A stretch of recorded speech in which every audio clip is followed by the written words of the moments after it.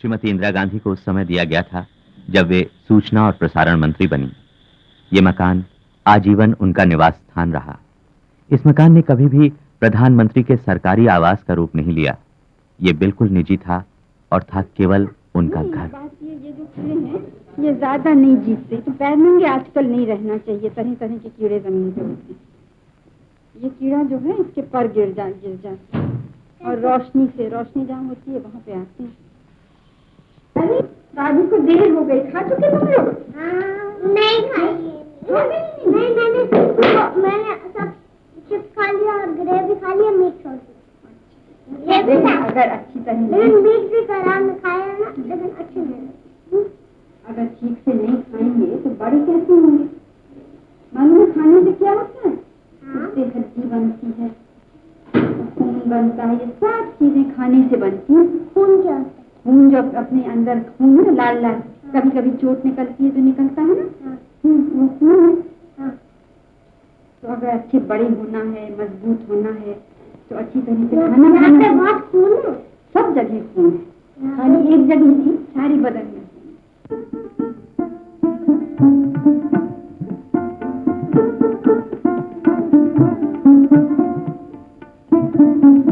विश्व के सबसे बड़े प्रजातंत्र की नेता के रूप में उन्होंने उपनिवेशवाद से उपजी समस्याओं का हल ढूंढा और भारत की आर्थिक समस्याओं का सामना किया।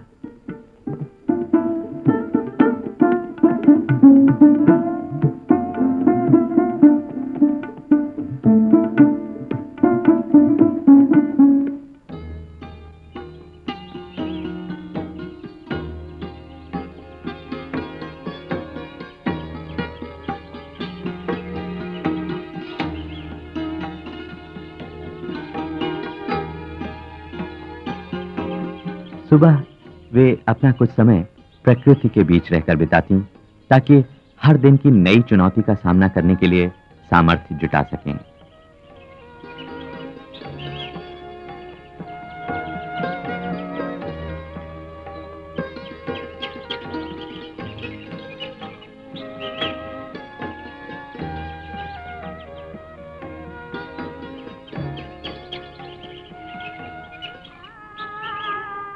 श्रीमती गांधी भारतीय जनता की आशा का केंद्र बिंदु क्यों बनी?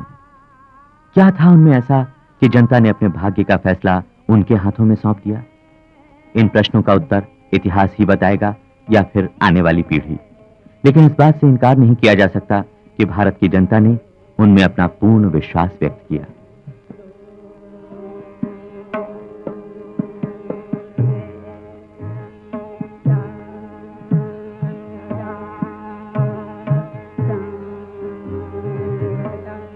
दो 100 वर्ष से अधिक हुए नेहरू परिवार कश्मीर से आकर उत्तर प्रदेश में बसा।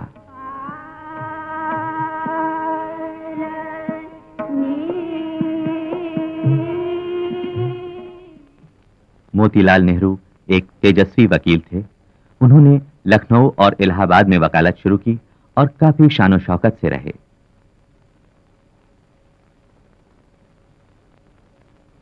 कांग्रेस ने श्रीमती इंदिरा गांधी को भारत का तीसरा प्रधानमंत्री चुना।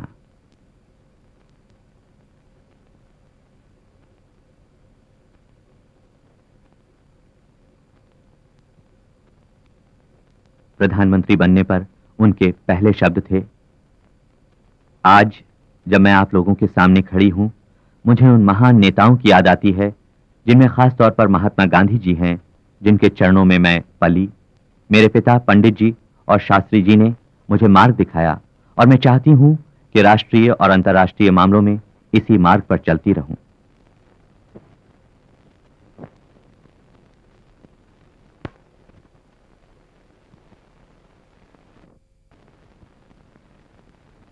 भारत में जल्दी ही निर्गुण देशों का सम्मेलन आयोजित हुआ। इस अवसर पर श्रीमती इंदिरा गांधी ने विभिन्न देशों के प्रतिनिधियों का स्वागत करते हुए कहा, In welcoming you today, my government and the people of India are conscious of a sense of historic fulfillment.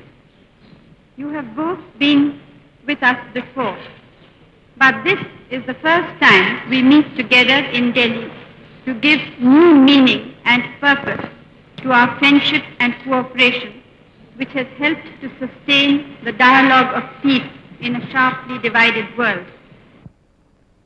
1967 के आम चुनाव के बाद जब वे फिर प्रधानमंत्री चुनी गईं, तो उन्होंने लोगों से मिले समर्थन पर अपना आभार व्यक्त करते हुए कहा,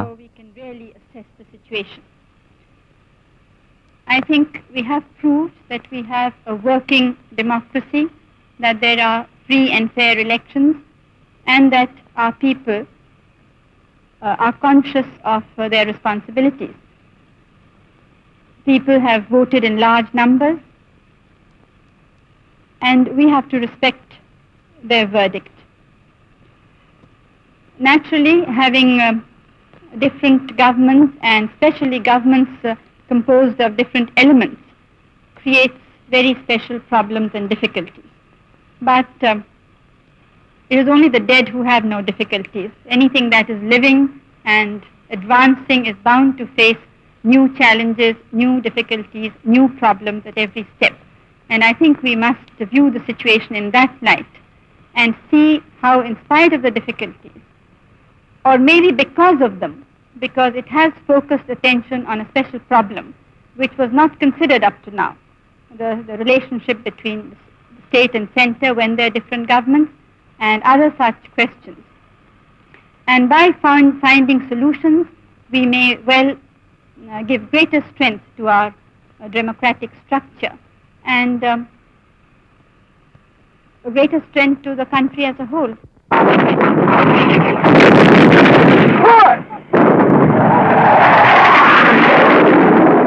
इसके कुछ वर्षों बाद ही भारत को पूर्वी पाकिस्तान से भारी संख्या में आए शरणार्थियों की जटिल समस्या का सामना करना पड़ा। फिर युद्ध हुआ और विश्व के मानचित्र पर बांग्लादेश उभरा। Well, surely that the massacre there stops, the rape stops, the burning of villages stops. Can it not be fairly put to you? जब श्रीमती गांधी से एक संवाददाता ने पूछा कि क्या वो गुरिल्लाओं की मदद करके स्वयं शरणार्थियों की समस्या को बढ़ावा नहीं दे रही हैं? Having to reduce your support for the guerrilla armies operating in East Pakistan. Does that mean we? तो इसके उत्तर में उन्होंने कहा, इसका मतलब तो ये हुआ कि हम नरसंहार होने दें। पहले क्या हुआ? आपके ब्रिटिश, अमेरिकी और अन्य अखबारों के संवाददाताओं के अनुसार कितने लोग मारे गए? नरसंहार तो बहुत पहले हुआ था, जब वहां एक भी गुरिल्ला नहीं था। Long before there was a single guerrilla. But as a contribution to दूसरे प्रश्न के उत्तर में उन्होंने कहा, क्या चुप रहने का मतलब ये है कि हम जातीय नरसंहार होने दें? क्या आप समझते हैं कि लोग चुपचाप बैठे अपनी औरतों के साथ बलात्कार होते हुए देखते रहें और कहें कि स्थिति को शांत कर रहे हैं? ये तो दुनिया का सबसे घटिया युद्ध, सबसे बदतर हिंसा है। Type of war is the worst possible type of violence. But how then, without something done to control the guerrilla activity? फिर उन्होंने हिटलर का उदाहरण देते हुए कहा, जब हिटलर ने युद्ध छेड़ा तो आपने क्यों नहीं कहा कि हम शांत रहें ताकि जर्मनी में भी शांति कायम हो जाए, भले ही बेल्जियम और फ्रांस मिट जाए? तब क्या आप कहेंगे वो शांति थी? But how do you propose to bring about? एक अन्य सवाल के जवाब में श्रीमती गांधी ने कहा कि ऐसा कभी नहीं हुआ होता अगर दुनिया के लोग उसी समय होश में आ जाते जब हमने उन्हें पहले आगाह किया था। हमने यहाँ भारत में भी 3 वादे किए थे अपनी जनता से। पहले ये कि जो शरणार्थी यहाँ आए हैं वो सब वापस जाएंगे। दूसरा ये कि हम हर तरह से मुक्ति वाहिनी की सहायता करेंगे, बांग्लादेश के लोगों की मदद करेंगे, और तीसरे कि शेख साहब को हम जरूर छुड़वाएंगे जेल से। हमने भी अपने 3 वादे पूरे किए हैं। श्रीमती इंदिरा गांधी को भारत के सर्वोच्च सम्मान भारत रत्न से सम्मानित किया गया। उन्हें कई राष्ट्रीय और अंतर्राष्ट्रीय सम्मानों से भी विभूषित किया गया।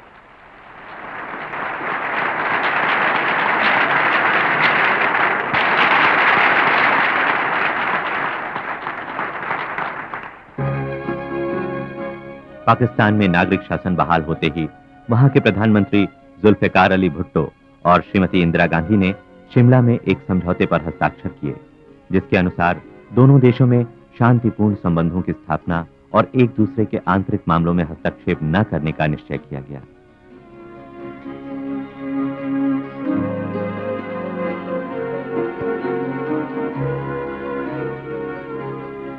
इसके तुरंत बाद ही श्रीमती गांधी अफ्रीका गईं। उनका वहां तंजानिया के राष्ट्रपति जूलियस नेरेरे ने शानदार स्वागत किया। वहां उन्होंने अपने भाषपित प्रशासक थीं। ये सभी बातें उन्होंने अपने पिताजी से सीखी थीं, लेकिन नेहरू या गांधी जी की तरह राजनीतिक मामलों पर सोचने या समझौते करने का उनके पास बहुत समय नहीं था। उन्हें जल्दी ही लोगों के दुखों को दूर करना था।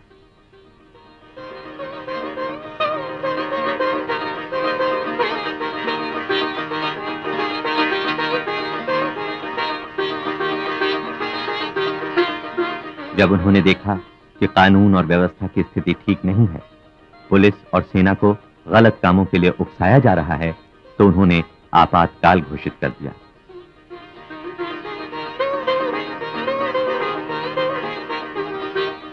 जहां आपातकाल को बुद्धिजीवियों ने लोकतांत्रिक स्वतंत्रता पर कड़ी पाबंदी ठहराया, वहीं देश की अधिकांश जनता ने उसका स्वागत किया। आपातकाल के दौरान भ्रष्टाचार एकाएक रुक गया और कार्यक्षमता बढ़ने लगी। उन्होंने आम चुनाव की घोषणा की और चुनाव में हार गईं। तब जनता पार्टी की सरकार सत्ता में आई। पहले श्री मोरारजी देसाई प्रधानमंत्री बने और उनके बाद श्री चरण सिंह। भारतीय जनता ने दोनों प्रधानमंत्रियों की कार्यप्रणाली का जायजा लिया और 14 महीनों के अंदर ही तीसरा प्रधानमंत्री बनाने की संभावना बन गई। देश की जनता ने जनता पार्टी की सरकार को ठुकरा दिया और फिर चुनाव हुए।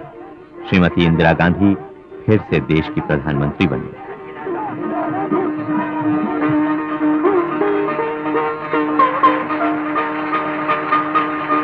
अभी उन्होंने देश की एकता को बनाए रखने की शपथ ली ही थी कि उन्हें बेलची और नारायणपुर जाना पड़ा ताकि सांप्रदायिक दंगों को शांत किया जा सके। उनके इस दौरे से ऐसा नाटकीय दृश्य बदला कि वहां फिर से शांति कायम हो गई।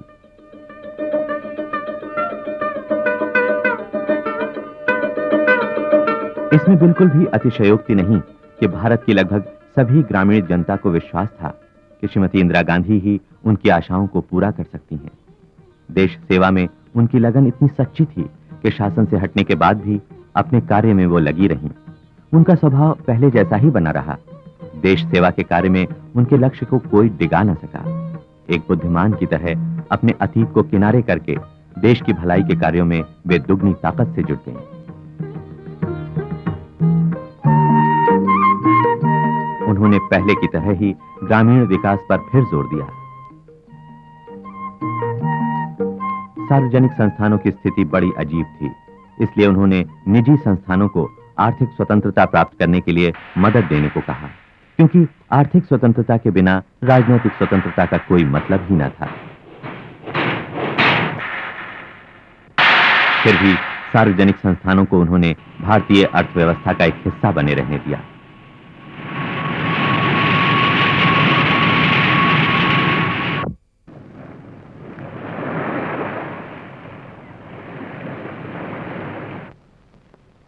विज्ञान और तकनीकी के क्षेत्र में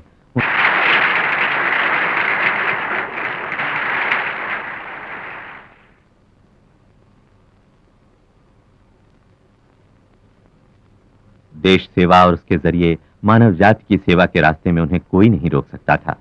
जून 1980 में प्यारे बेटे संजय की विमान दुर्घटना में हुई अचानक मौत भी उन्हें अपने रास्ते से विचलित नहीं कर सकी। उन्होंने बड़ी हिम्मत से इस दुख को झेला और अपने काम में लगी रही। विश्व में परमाणु हथियारों की बात को दुनिया के नेताओं के सामने लाना ही उन्होंने उचित समझा। उनका जितना आदर रूस में होता था, उतना ही अमेरिका में हुआ।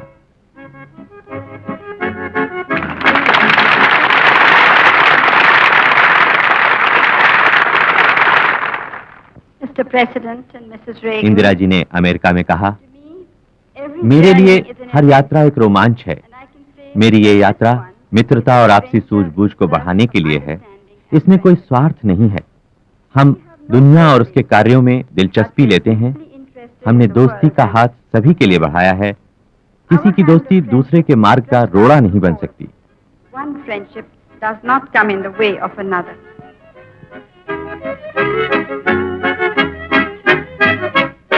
जब वे रूस गईं, तब उनकी भेंट अंतरिक्ष में जाने की तैयारी में लगे 2 भारतीयों से हुई।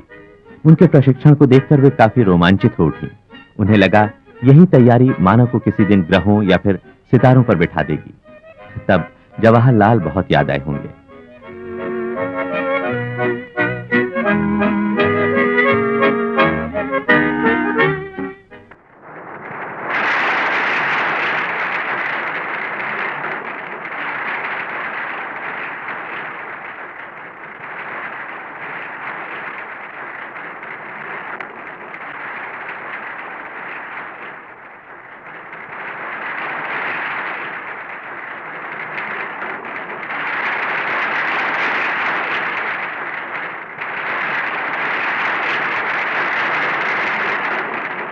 जब से भारत आजाद हुआ है, भारत की ऐसी साफ तस्वीर दुनिया के सामने उतनी कभी नहीं उभरी जितनी दिल्ली में हुए निर्गुण देशों के शिखर सम्मेलन में उभरी।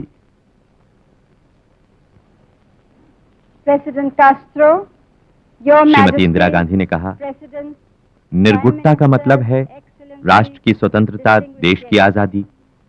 ये संगठन शांति के लिए और तनाव को दूर करने के लिए है। इसका मतलब है सभी राष्ट्रों को बराबरी का दर्जा देना, अंतर्राष्ट्रीय आर्थिक और राजनीतिक समन्वय को बढ़ाना, दुनिया में सहयोग की भावना को जागृत करना जिसमें सभी का फायदा है। परमाणु हथियारों के साथ साथ क्या शांति कायम रह सकती है? मेरे पिता पंडित जी कहा करते थे, बिना शांति के हमारी उन्नति के सपने चूर चूर हो जाएंगे। Can there be peace alongside nuclear weapons? Without peace, my father said, all our dreams of development turn to ashes.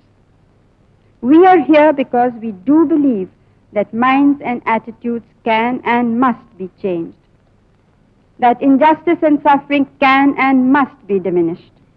Our world is small, but it has room for all of us to live together and to improve the qualities of men and women of all races and creeds in peace and beauty.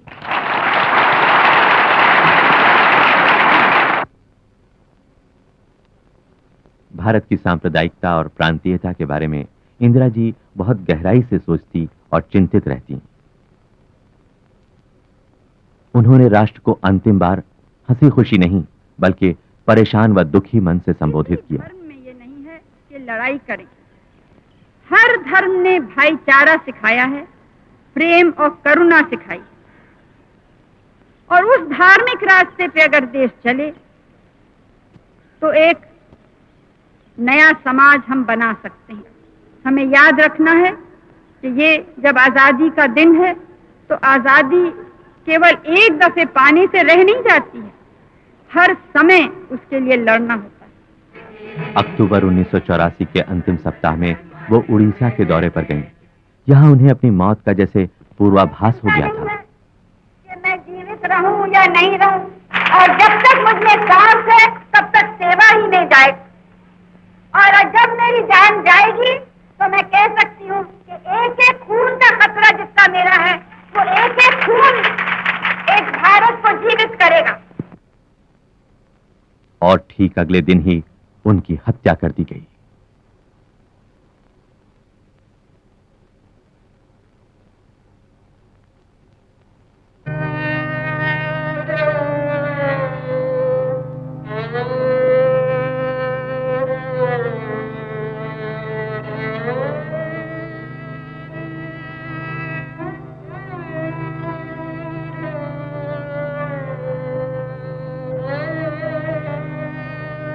उनके 13वें जन्म दिवस पर जवाहरलाल नेहरू ने लिखा था, हमें इस बात का डर नहीं है कि हम क्या करते हैं और हम क्या कहते हैं।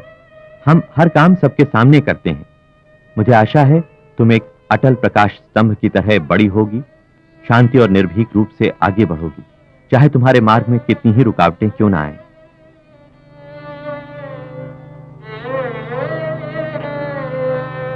बेटे, तुम खूब फलो फूलो, भारत की सेवा के लिए एक बहादुर योद्धा बनो। और ठीक वैसा ही हुआ, वे एक बहादुर योद्धा बनी।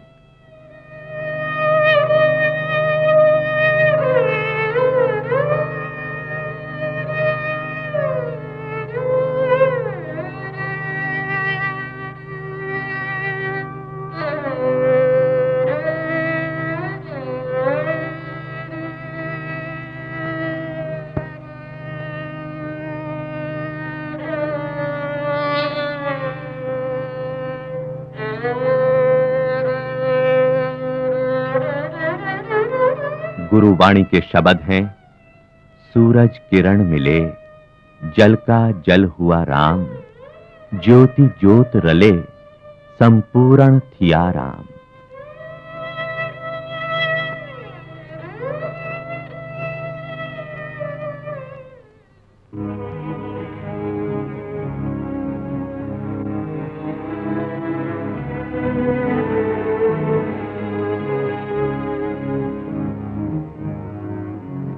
आज उनका हमारे बीच न रहना हमारे लिए कितना दुखदाई है। आज इंदिरा प्रियदर्शनी हमारे बीच नहीं है, लेकिन लोगों के हृदय में आज भी उनकी वही तस्वीर है, प्रियदर्शनी।